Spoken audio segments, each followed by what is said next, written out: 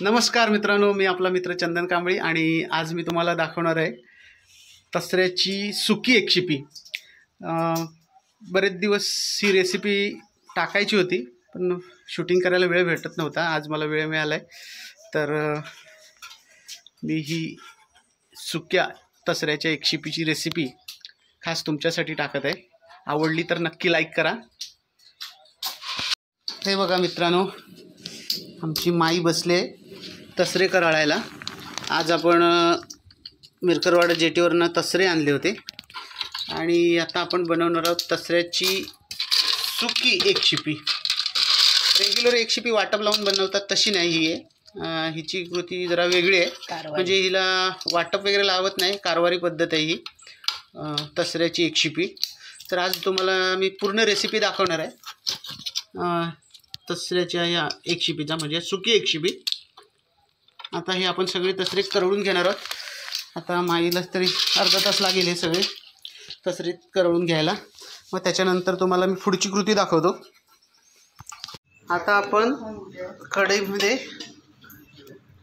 ही जी करवून घेतलेली एकशिपी आहे ती उकडायला ठेवले आणि चांगला उकड काढायचा। ह्याच्यामध्ये तेल अजिबात वापरायचं नाही, बिन तेलाची एकशिपी असते।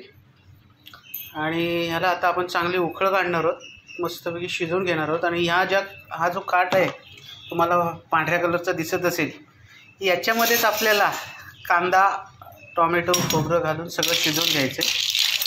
बघा, आता आपण त्याच्यामध्ये टाकणार आहोत लाल तिखट। लाल तिखट टाकलंय,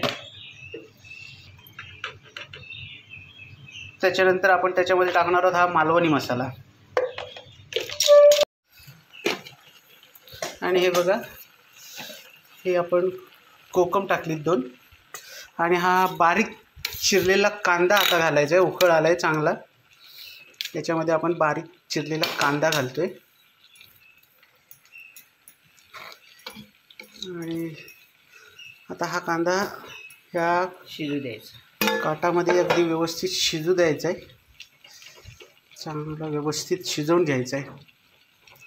मित्रांनो, याच्यामध्ये आपण अजिबात तेल वापरत नाही, तरीसुद्धा ही एवढी मस्त लागते एकशिपी। नक्की ट्राय करून बघा तुम्ही, आणि कशी होते ते देखील मला सांगा। आणि आता आपल्याला याच्यामध्ये घालायचं आहे बारीक चिरलेला टोमॅटो, हा बघा। आणि हे सगळं आता आपल्याला व्यवस्थित फिरवून घ्यायचे।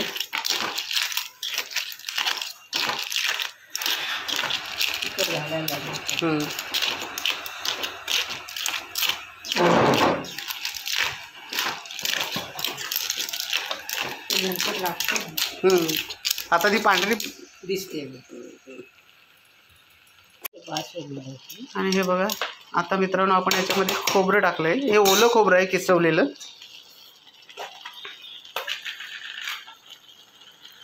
अगदी सोपी कृती आहे, तुम्ही नक्की एकदा प्रयत्न करून बघा। वाटप लावलेली एकशिपी तुम्ही नेहमीच खात असाल, की विदाउट वाटप अशी जी एकशिपी बनवतो ती खूप छान लागते चवीला। तुम्ही करून बघा आणि नंतर मला कमेंट्स करून सांगा कशी झाली होती ती। आता हे सगळे व्यवस्थित फिरवून घ्यायची आपल्याला।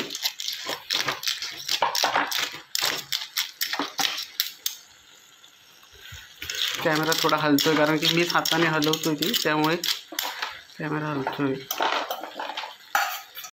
आणि हे बघा, फायनली आपली एकशिपी तयार झालेली आहे। 10 मिनटं मंद आचेवर ठेवून यातलं पाणी पूर्ण आटेपर्यंत आपण हे सगळं शिजवून घेतलं आहे। त्याच्यामध्ये वरचं वेगळं असं पाणी काय मी टाकलेलं नाही, आणि ही ड्राय अशी एकशिपी तयार झालेली आहे। चवीपुरता त्याच्यामध्ये थोडं आपण मीठ घातलेलं आहे। मीठ घालताना जरा सावधानतेने मीठ घालावं लागतं, कारण की तसऱ्यामुळ्यामध्ये आधीच नॅचरल म्हणजे नैसर्गिकरित्या मीठ असतं, त्यामुळे मीठ टाकताना थोडंसं कमी टाकायचं आहे। आणि ही आपली एकशिपी तयार झालेली आहे। आता कशी वाटते कमेंट्स करून नक्की सांगा। धन्यवाद।